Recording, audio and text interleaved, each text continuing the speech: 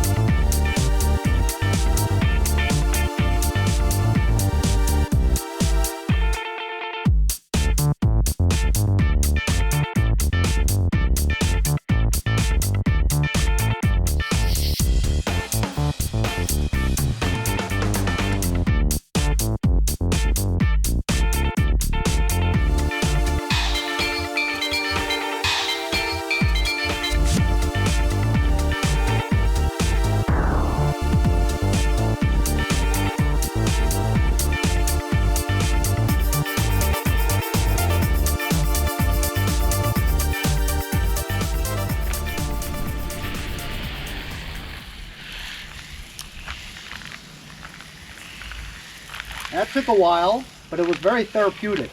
Who doesn't like putting rocks into plastic boxes, right? What else are you gonna do on a Sunday? So it's very cool. It's very heavy. I'd say it's about 8 or 10 pounds, you know? Not too heavy. I'm not 100% sure. Anyway, you got this height there, right? You can just rest it and shoot. If you want higher, do it like that.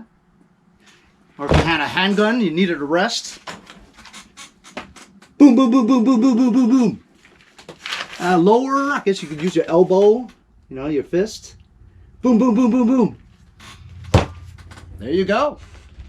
So once again, this is the Pridefend shooting rest. This height or this height, whichever you want. There's rubber pieces all over the place, so it doesn't matter which side you have it on. And also this part over here, the grooves, is always protected by rubber, something or other.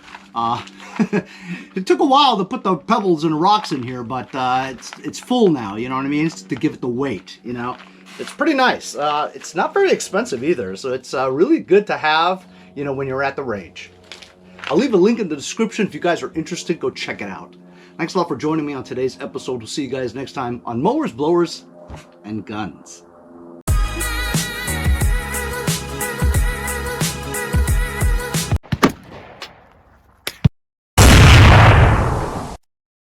How about the lining? Tactical. Hey, if you guys enjoyed the video, remember to give me a like. Also, comment below. Subscribe. Remember, it doesn't cost anything to subscribe. It's free, right? Also, hit that little bell. That way you'll get post notifications whenever there's a new video and you won't miss out on any of them. Remember to follow my Instagram and Facebook, as well as if you'd like to donate $1 or $2, paypal.me/mowers and blowers. Really appreciate all the support.